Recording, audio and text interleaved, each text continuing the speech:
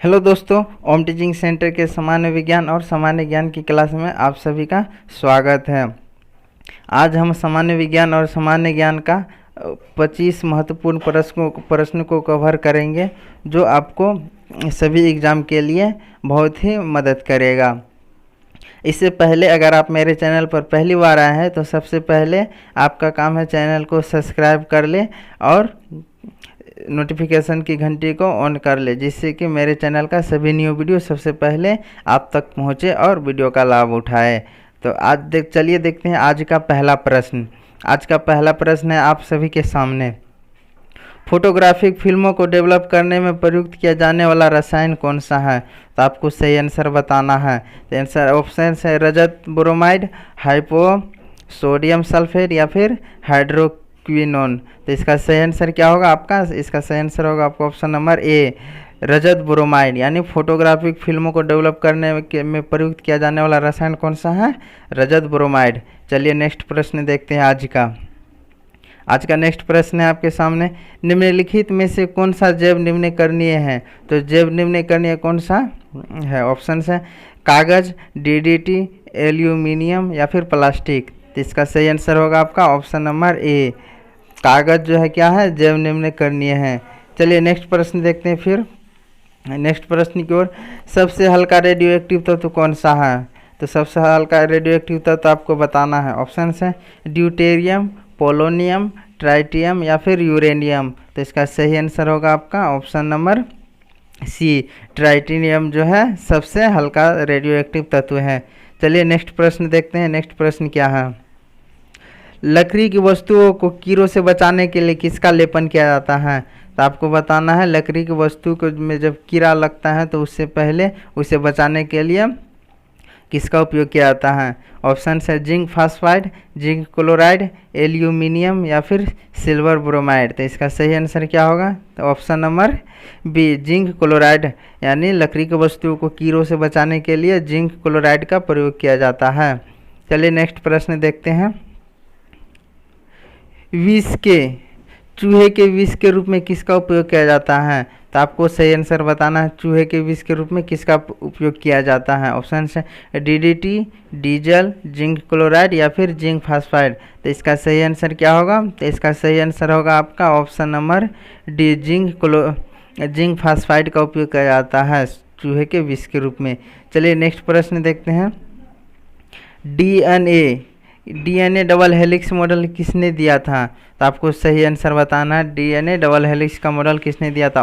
Option है आपके पास Watson, next option है आपका क्रिक या नेक्स्ट है दोनों, वाटसन एवं क्रिक दोनों ने या फिर इनमें से कोई नहीं। तो इसका डीडीटी का डबल हेलिक्स का मॉडल किसने दिया था? ऑप्शन नंबर सी, वाटसन एवं क्रिक दोनों ने।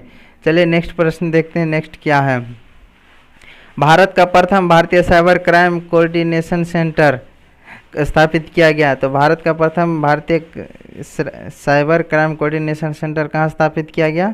तो ऑप्शन है आपके पास मुंबई, नई दिल्ली, गुरुग्राम या फिर चंडीगढ़। तो इसका सही आंसर होगा आपका ऑप्शन नंबर बी, नई दिल्ली में।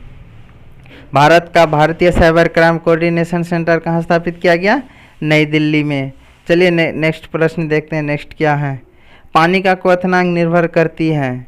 तो पानी का क्वथनांक किस पर निर्भर करती है? आपको सही आंसर बताना है। ऑप्शन से वायुमंडलीय दाब, आयतन, घनत्व या फिर द्रव्यमान। तो इसका सही आंसर क्या होगा?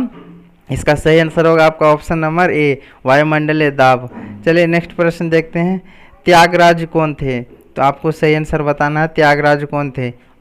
राजनीतिज्ञ, वैज्ञानिक, संगीतज्ञ या फिर नर्तक। तो इसका सही आंसर होगा आपका ऑप्शन नंबर सी, त्यागराज कौन थे?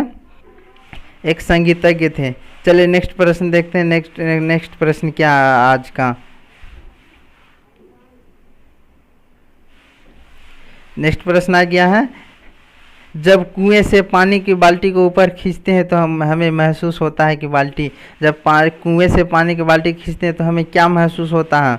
ऑप्शन है बाल्टी पानी की सतह से ऊपर भारी हो गई है या फिर पानी की सतह से ऊपर हल्की हो गई है, पानी से बाहर आकर स्थिरता खो बैठी है या फिर पानी से बाहर आकर उसे द्रव्यमान की प्राप्ति हुई है। तो इसका सही आंसर होगा आपका ऑप्शन नंबर ए, पानी की सतह से ऊपर भारी हो गई है। चलिए नेक्स्ट प्रश्न देखते हैं आपका क्या है। धारा को प्रवाहित दो समांतर तारों के बीच बल द्वारा इसे परिभाषित किया जाता है। ऑप्शन है कूलम, एम्पियर, वोल्ट या फिर वाट। तो इसका सही आंसर क्या होगा? इसका सही आंसर होगा आपका ऑप्शन नंबर बी, एम्पियर। यानी धारा प्रवाहित दो समांतर तारों के बीच बल द्वारा इसे परिभाषित किया जाता है, एम्पियर। चलिए नेक्स्ट देखते हैं आज का पहला नेक्स्ट प्रश्न क्या है। नेक्स्ट प्रश्न आपका, एक नक्षत्र का रंग किस पर निर्भर करता है? तो नक्षत्र का रंग किस पर निर्भर करता है, आपको सही आंसर बताना है। ऑप्शन है घनत्व, सूर्य की दूरी, पृष्ठताप या फिर त्रिज्या। तो इसका सही आंसर क्या होगा? इसका सही आंसर होगा आपका ऑप्शन नंबर सी, पृष्ठताप पर निर्भर करता है क्या? नक्षत्र की रंग। चलिए नेक्स्ट प्रश्न देखते हैं।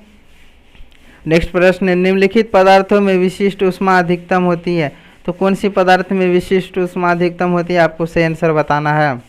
ऑप्शन है लोहा, नेक्स्ट ऑप्शन है जल, तांबा या फिर पारा। तो इसका सही आंसर हो क्या होगा? इसका सही आंसर हो जाएगा आपका ऑप्शन नंबर बी, जल। यानी जल में जो है विशिष्ट ऊष्मा अधिकतम होती है।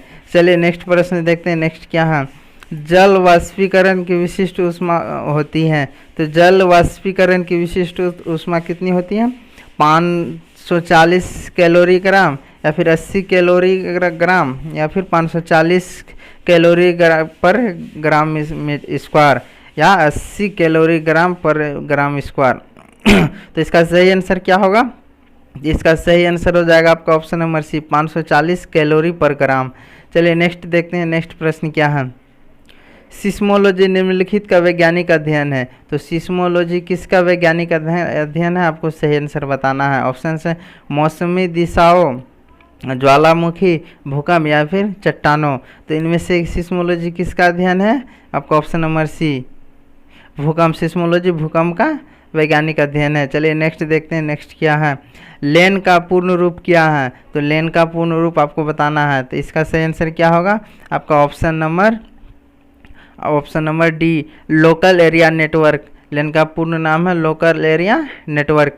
चलिए नेक्स्ट प्रश्न देखते हैं। नेक्स्ट प्रश्न आपके सामने, E=mc² को प्रतिपादित किसने किया था? E=mc² को किसने प्रतिपादित किया था?